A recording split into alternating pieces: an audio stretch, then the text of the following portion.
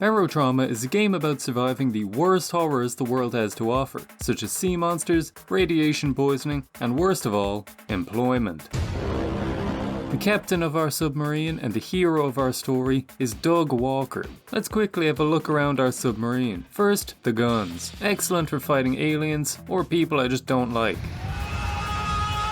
Next is the beating heart of any submarine, the nuclear reactor. My main goal is to blow up. And most importantly, the command console. This isn't where the captain cycles between Microsoft Teams and Excel all day. No, he has a real job.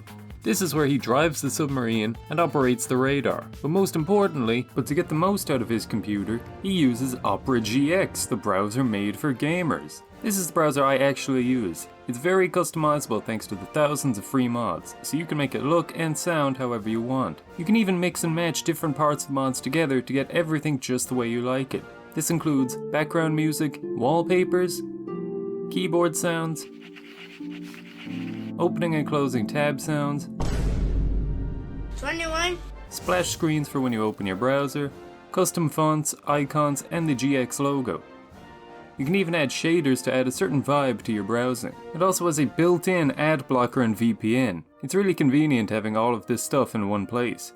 The video pop-out feature is really useful too. To use picture-in-picture, just click this symbol at the top of the video that's playing, and then it will follow you across all of your tabs. presumptuous, no talent! Anyone just swapping over to Opera should use the quick import tool to keep all of your settings like bookmarks and history from your old browser. Use my link in the pinned comment or description to download Opera today. Thank you to Opera for letting me buy groceries this month, and now let's get back to the video. Before we set off, the first question that needs to be answered is, what's our goal? Well, it's pretty simple actually. I need to get from the left side of the map all the way over to the right, and the horrors of the depths only grow greater the further you go. But before we go anywhere, I'd like to remind everyone to like, comment and subscribe because it really helps me out. Or for the more devoted juggalos among you, consider becoming a YouTube channel member or patron for as little as $1 today. And let's prepare to chug the jug.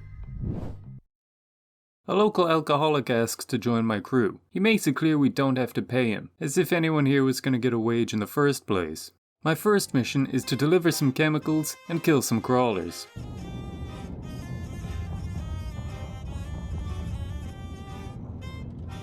A good start.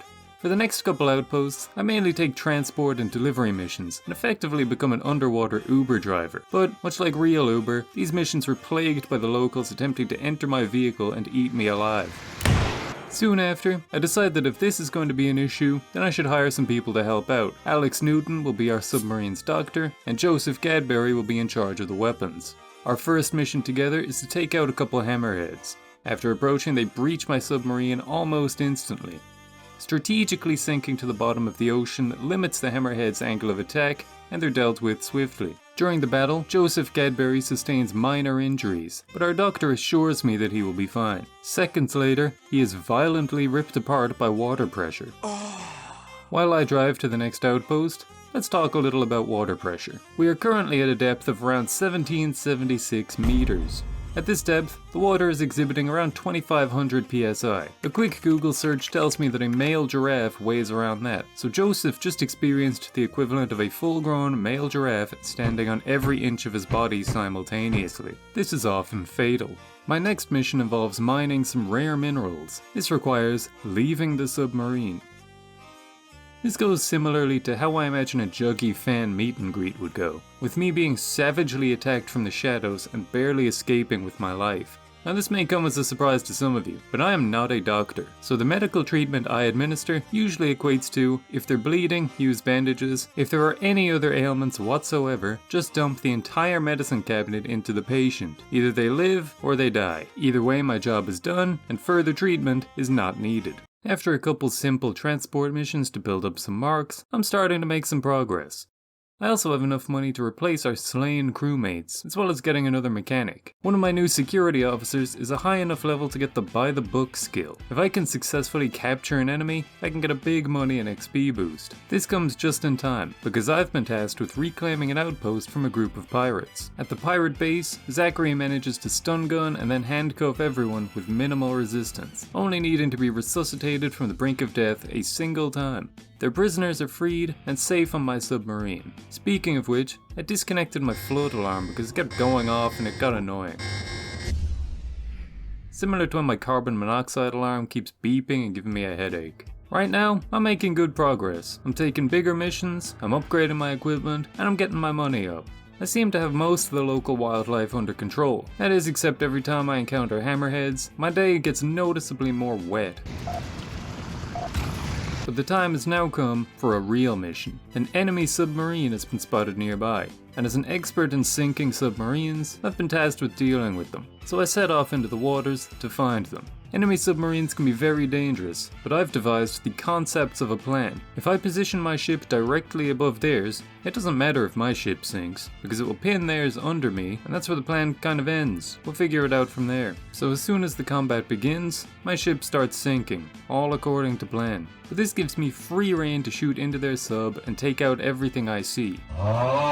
Once things seem under control, I board their ship and attempt to take prisoners. But it's not easy to get people back alive, so I hunt down the rest of the surviving crew like dogs and complete the objective. The secondary reward for an enemy submarine mission is that their medicine cabinet is now unprotected. Enemy submarine missions are the best refill of supplies you can get. When I return to the outpost, I collect my 4,400 marks. There were 5 human beings on that submarine, meaning that their lives were valued at around 880 marks each, the monetary equivalent of around 15 batteries. I was then entrusted with a mission that involves escorting a group of suspected terrorists. One person among them is a terrorist, and the rest are just cool guys, and I need to find out which one. But before any progress could be made in the investigation, a group of hammerheads breached the sub, killing them all, saving me from actually needing to do anything. At this point, I have plenty of resources, a dependable crew, and a lot of money. And by now, I've had it up to here with hammerheads. I need a new submarine that can help me take them out and whatever else lurks in the depths. The only question is, which one do I buy? As we all know, the price of something directly correlates to its quality, so we can immediately eliminate these submarines, clearly aimed at the minimum wage submariner community. This leaves me with 2 choices, the Typhon and the Hurya. The Hurya has a lot going for it, fabricators for crafting, dive suit lockers in multiple locations for easy access, and a well-placed coil gun. But the Typhon has more places for guns, also has fabricators, and something much better than a coil gun, a double coil gun, as well as the all-important brig. So it's settled, Typhon it is. In my first mission, I sink another enemy sub by boarding it and taking out the crew with a powered harpoon gun. My new sub held up quite well. Soon, the reputation system begins to have an impact. Sinking several submarines belonging to Jovian Separatists has thoroughly rustled their jimmies, and has made me revered by the Europa coalition. So much so, that an old retired security officer asks to join my crew. So welcome aboard, Ignatius. Here's to a long and fruitful career. Before moving on, I'm going to have a quick look at my crafting facilities. Until now, I'd mainly been throwing all of my unwanted items out into the open ocean. But now, it can all be deconstructed into delicious microplastics. Zach has also unlocked the pacification kit perk, allowing him to craft a riot shield, stun gun darts, and every pacifist's weapon of choice, the automatic shotgun. So I craft myself a riot shield. We're gonna fill up that brig or die trying. I also buy a few boarding pods. These function like armor-piercing rounds, except instead of the payload being a bullet, it's a man with a gun with bullets. I attempted to use it on an enemy sub in my next mission, with the intent to capture their entire crew. Except my entrance created a leak, and the ensuing water pressure crushed most of their crew like ants. Mission complete, I guess. But it seems that now, after killing around 20 or 30 of their people, the Separatists become openly hostile towards me. This means that I am no longer welcome at any Separatist outposts, and they will not grant me access through passages they control. In an attempt to pass anyway, I captured the outpost manager, but this changed absolutely nothing. There's no bounties for him because the next outpost is also controlled by Separatists, so I strip him of his clothes and send him out of the airlock. This is almost definitely some kind of war crime. So I make a U-turn and head for the coalition-controlled outpost to the south in order to progress.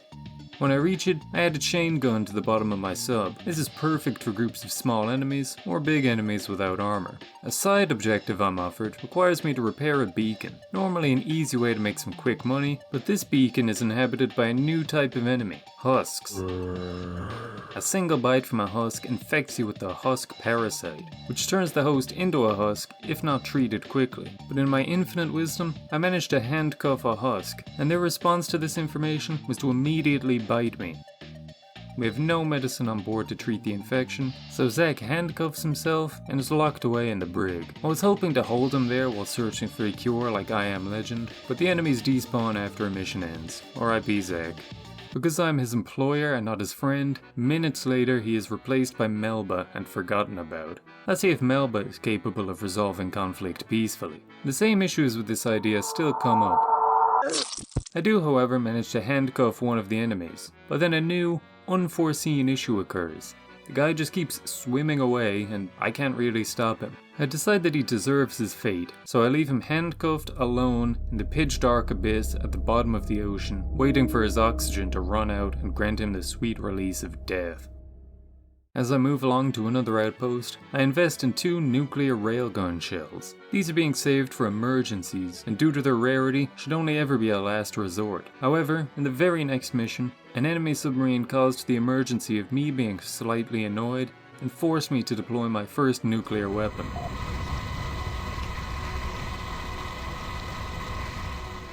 I'd imagine this is how Oppenheimer would have felt if he really hated the Japanese. Later in the same excursion, a group of mud raptors came in and ate one of my doctors. I don't understand how doctors die. Why don't they just cure themselves? Meanwhile, progress is steady, missions are going well, resources are high, and everyone's skills are advancing nicely. Everything was going well. A little too well. Just as I felt I was getting everything under control, we step into the Great Sea. This is the point of the game where bosses from earlier just become regular enemies, and there's around 3 of them at a time. The Great Sea just affords you no rest. You enter a state of constant emergency where your attention is needed everywhere at all times. There are enemies everywhere and new bosses that can randomly spawn, like the Watcher. Okay, he's not that bad, but there's others that are. And this is all just in time for us to experience a fun little thing called crush depth. Remember the giraffes from earlier? Crush depth is what happens when enough giraffes stand on the submarine and crush it like a grape. The only difference is, in the real world it happens faster than your brain can perceive it, so from your perspective you just die instantly with nothing going wrong. In-game, it causes your hull to start being destroyed from all sides. Luckily, a nearby mission is to free some prisoners from an outpost. Any mission that does not take place in the water gets a thumbs up in my book. But it's not only the aliens who stepped up their game. The security at the outpost shoot approximately 15 warning shots into me as I try to enter. It's clear that a different approach may be necessary here. Just as I arrived at this outpost, Coleman the assistant got the graduation perk. I had him training as a mechanic, so this perk will give him a random, fully complete mechanic skill tree. He just so happened to get a tree with a couple useful perks here. Increased damage resistance, movement speed while holding crates, as well as the ability to craft an exosuit. That sounds kind of useful, so I make one. Let's see how tough these security guards are now. I've also devised a new strategy for capturing people.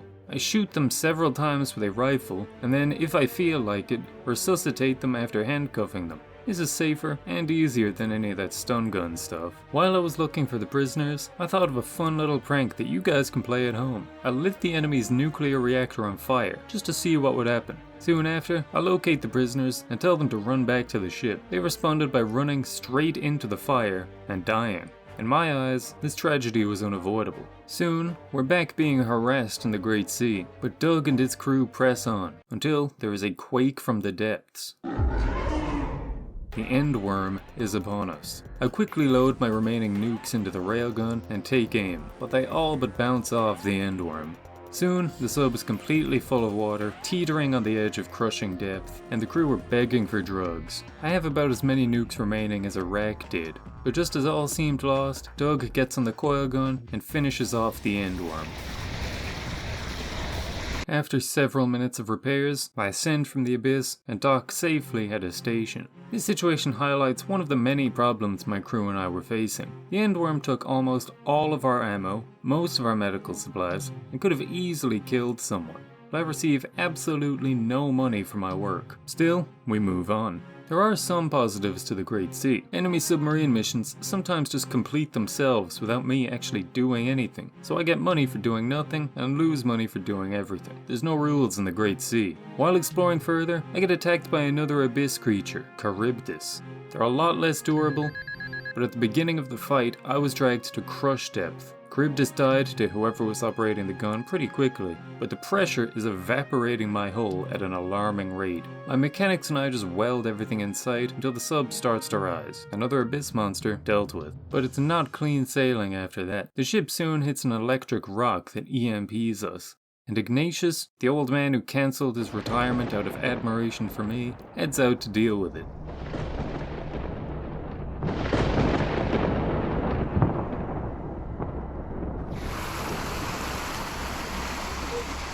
Another tragic, unavoidable workplace accident. But the tragedies do not end there. After heroically repairing a beacon, Virgilio, our top electrician who's been with us since the very beginning, gets attacked by a pack of mud raptors and ripped apart like Gaddafi in the streets. He's powering God's nuclear reactor now. On the next mission, another Endworm attacks. I'm a little better prepared this time, but Coleman the assistant is mauled to death. As soon as I reach another station, I spend most of my money replacing my fallen employees. I then get another mission to progress my war against the Separatists. I've been asked to destroy one of their outposts. Destroying an outpost is quite the task, so to give Bill the boost he needs, I inject highly addictive stimulants directly into his brain. This not only makes him stronger, but eliminates empathy from his mind. Peaceful capture is no longer a concept in his brain. The only thing left to do after exterminating the locals is to destroy their reactor. I'm no nuclear scientist, so my solution is to just throw a grenade at the reactor.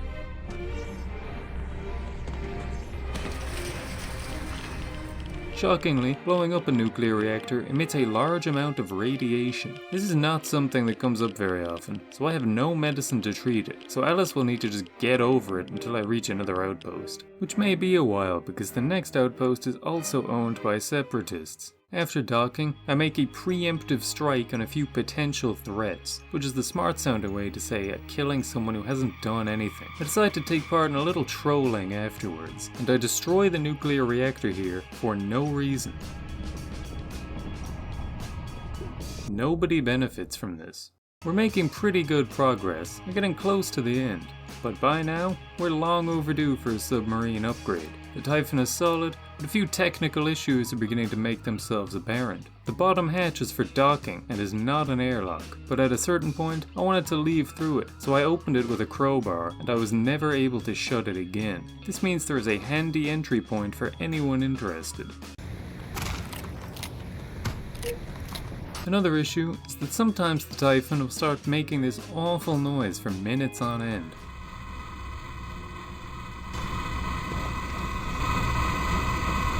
Also, switching from autopilot to manual steering has about a 40% chance to make the command console lose power for a few seconds.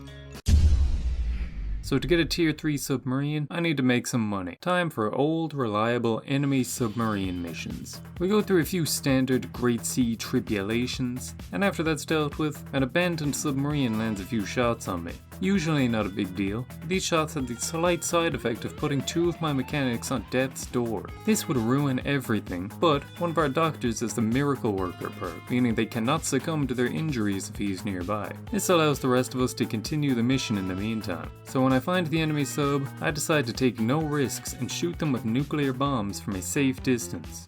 Oh, we're so sorry to hear about your brother that passed away. He gets 5 big booms. Boom! Boom! Boom! Boom! Boom! Somehow, what's left of the submarine still has survivors, so I need to finish them off with the coil gun. The dead rain from the sky as I leave my submarine to loot theirs. And when I finally return to the outpost, half of my crew's been medically dead for around 40 minutes. I collect my earnings, and after paying for repairs, medicine, and the local necromancer to bring my crew back from being minus 140% alive, I actually lost money doing this. But if I leave this outpost, I enter the final biome known as the Hydrothermal Wastes. This area has no outposts, so this leaves me with 2 options. bounce between these outposts in the hope of making enough money to get a stronger sub, or invest what little money I do have into getting as many resources as possible and making one final run. I choose the second option. I swap out my top coil gun for a pulse laser, I upgrade the hulls to withstand maximum tomfoolery, and buy enough ammunition to last several lifetimes. And now it is time to venture into the hydrothermal wastes. And at first, it goes quite well. And by that, I mean nobody died. Missions themselves still involved half of my submarine being eaten, but we're used to that. Undeterred, we press on. I did stop to repair a beacon, but after doing it, I realized that I can't spend any of the money I get, so from there on out, I simply drove to the exit of the passage I was in as fast as possible. Progress was steady, enemies were being dealt with easily, and the end was in sight, just a few more passages left. Except in this one, our mechanic Alice is alive, and then after a slight scuffle, she's dead. I have no idea what happened to her, and I couldn't even find her body. The end card says that she was crushed by water pressure, so I guess she got sucked out of the submarine somehow. That's our first death in the wastes. But we press on. In the last normal passage, our Mudraptor access tunnel gets used in a unexpected manner, and one of our security agents is ripped apart. Not enough to kill him, but we do not have the medicine to make him well again, rendering him practically immobile, but he can still stand at the guns. But now, we're through, and it's time for the final mission, the Eye of Europa. This is no normal mission. This one is about navigating through ancient alien ruins, infested with ancient aliens. You may also notice everything on the submarine is broken. There's two reasons for this. One is that one of my mechanics fell out of the ship and was immediately cooked alive by ancient alien laser weaponry. Another is simply being here induced a mass psychosis across my entire crew, symptoms of which include things appearing broken, water that isn't real filling the ship, and imaginary fires spreading throughout the entire sub. If you're unsure if a fire is real or not, you can always walk into it and see if your skin begins to burn. After exploring around, I make my way towards the anomaly.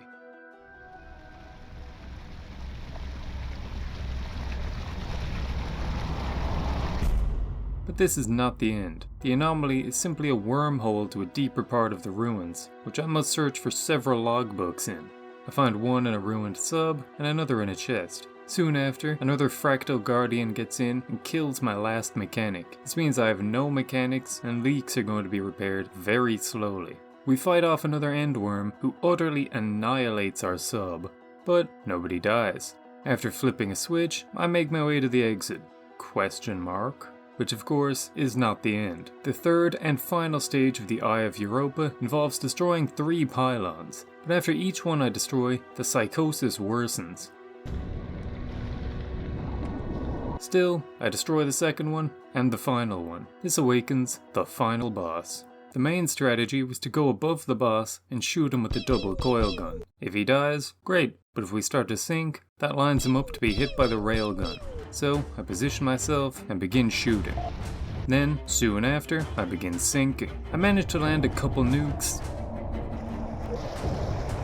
but it's not enough. The ship is sinking, we're losing power, and I just need enough power to get the engines online so I can get back in range with the guns. But the damage is really bad. There's a fire in the junction box room that I'm 80% sure is real, and even worse, the pumps are broken and no mechanics are around to quickly fix them. Doug repairs the railgun to try fight off the Guardians, but the boss is still raining hell on the sub. With no other options, Doug takes a literal shot in the dark. And it hits. So he takes another.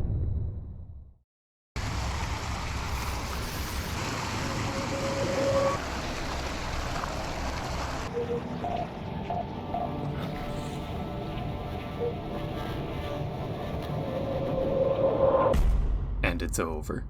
So we set out to drive from the left to the right, and by God's grace, we did it. Thank you to all of the patrons and the YouTube channel members who helped make this channel possible. And I will see you all in the next video. See ya.